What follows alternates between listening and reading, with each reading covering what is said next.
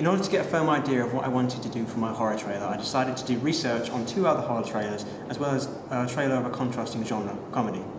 I looked at the trailers for 30 Days of Night and Pandorum, and the comedy trailer for Rush Hour 3. They both showed completely different conventions, horror trailers showing conventions such as dark atmosphere, a dark colour palette, violence and blood, and comedy trailers showing such things as vibrant colours, very high lighting, and use of jokes from the film. Leave out the joke! Oh, hell no! That's the sewer! The conventions of my horror trailer include the use of blood, violence, shots of antagonists, the speed of the trailer, as well as vampire fangs, which makes the antagonists easily recognisable. Dark lighting is also an obvious horror convention. However, it was hard to convey this in my film, as the set I was shooting at shut past 4, and making it hard for us to shoot at night. In order to explain why the vampires were out during the day because of this, I decided to use a technique borrowed from the film Van Helsing to shoot when the sun was covered by the clouds.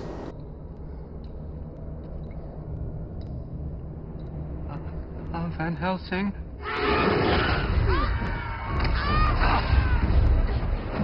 I analysed the posters for 30 Days of Night and Friday the 13th. My analysis showed posters used dark colour palettes, pictures of main characters or antagonists, a tagline to attract the audience's attention, as well as a title at the bottom of the page. The conventions for my poster included the use of the colour red, which represents blood, anger and violence, black representing shadows, evil and creatures hiding in the dark, and white representing good, and making the protagonist stand out.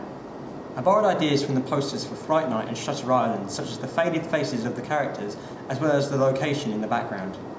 The location of my film is a castle, which showing the background is good because as it is a horror convention.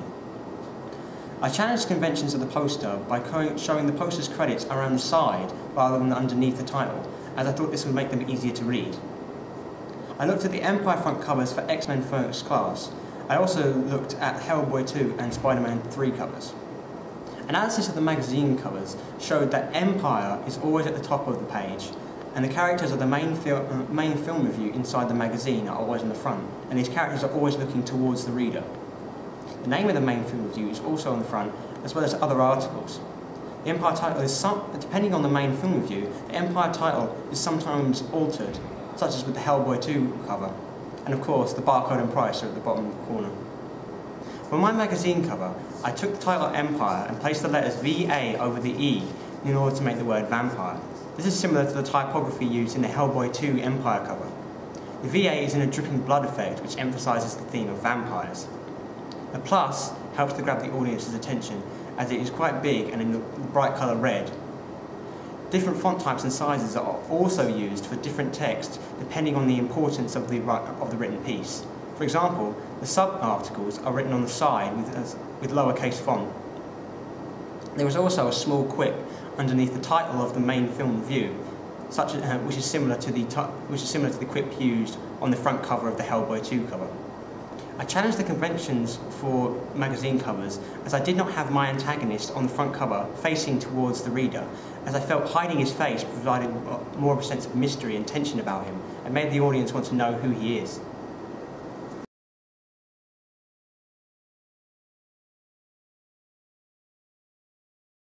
I used the same colour scheme for both the poster and my magazine cover, allowing both of the items to be linked. Red represents the violence of the film, and in particular the blood, as blood is a main plot device in vampire films. Black represents darkness, key as vampires are creatures of the night. And white for the main character to represent good and justice, as she is the heroine. The tagline I use, "The Damned Will Rise," references the film's title, Night of the Damned, as well as referencing the narrative, which is about vampires who are often referred to the undead, or the damned undead. I use the same style for my title in both my poster and magazine cover, as I thought the blood splatter effect, being a big part of vampire movies, it helped give the film its own identity. I created it using iMotion. I also used the same font in both the poster and the magazine, which is Charlemagne STD. It reminded me of fangs due to its sharp edges, and fangs being an obvious convention of vampire films. The protagonist in the poster and the antagonist in the magazine creates a sense of opposition between the two, as they are each other's nemesis. Overall, these combined elements help to give my film its own identity and brand its name into the minds of the audience. However, if I had more time, I would likely have added other characters into both the poster and the magazine to show how there are two distinct sides in this conflict for survival, humans and vampires.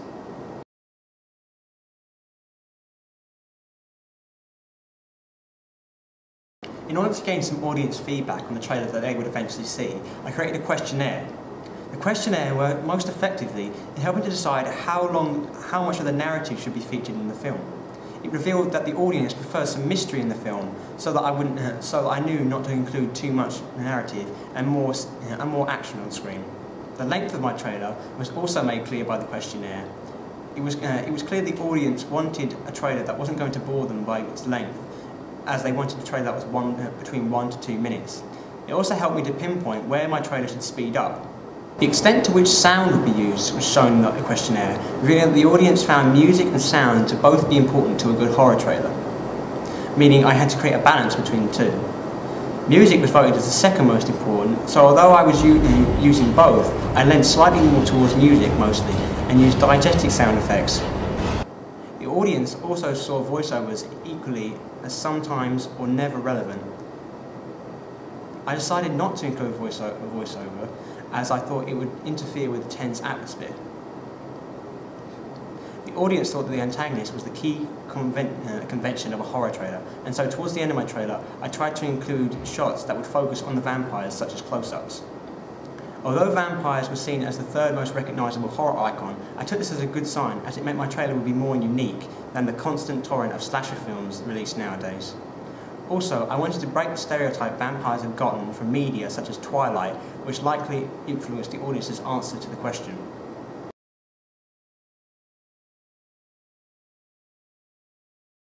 The website I used the most during this project was Blogger, which I used in order to document all of my research, allowing me to organise my work into specific files as well as let people track the amount of time this project has taken up.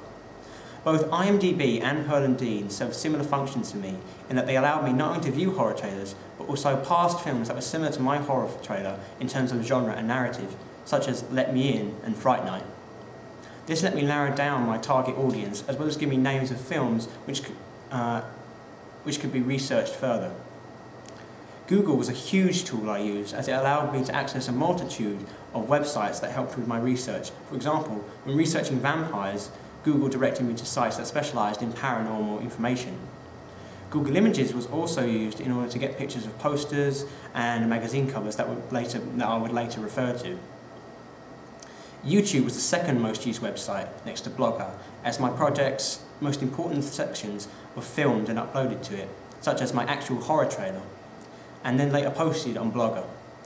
YouTube has also helped with my research into horror trailers, as it let me view trailers for other films, letting me pause and play at any time, allowing for an in-depth analysis. Wikipedia was also used greatly in research of narrative structure of other horror films, as well as vampire research.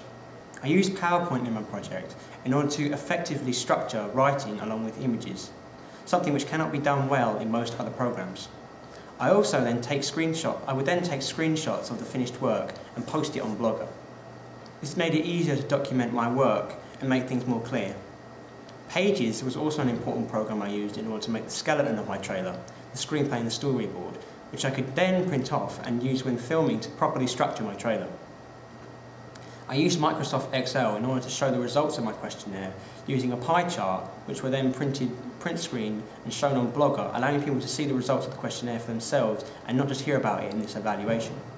iMotion was an important program in creating the logo for my horror film, as it allowed me to use some designs that fit in well with both the narrative of the film and the horror genre, not to mention allowing the title for my film trailer to appear in a specific way that was unique.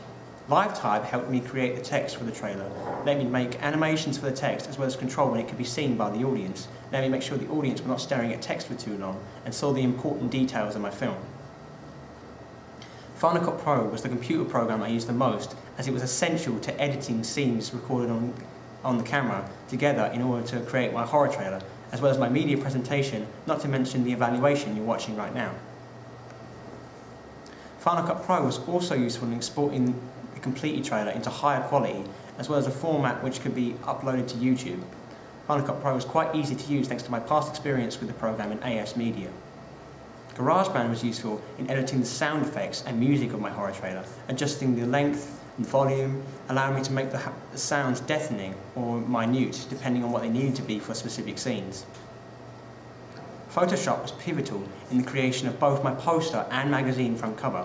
It was one of the few programs capable of properly importing a photo from any camera and letting me edit it in any way. For example, adjusting the brightness, saturation, etc. On top of adding other layers to eventually construct the poster and magazine. I also used a microphone in order to make voice recordings for my trailer, as well as other videos in my media project, such as the voiceover you are hearing me speak from now. The main piece of technology I used was my video camera, a Panasonic HDC SD80, a vital piece of technology which I of course wouldn't have been able to do the filming without. The camera is also HD, which meant that it would be great for the job of filming my trailer, as it would be captured in great detail. The camera being handheld helped because I could then do scenes that involved following the characters or tracking their movements. The camera was also compatible with Final Cut Pro, meaning that there were no issues transferring it to the editing phase. On top of being a video camera, it doubled as a digital camera, letting me take some photos for my PowerPoint presentations on props, costume, characters, etc. The camera's tripod was an important piece of equipment for scenes when the camera needed to be focused on a particular individual or action, and would make sure that the audience were able to see it without their view being distorted.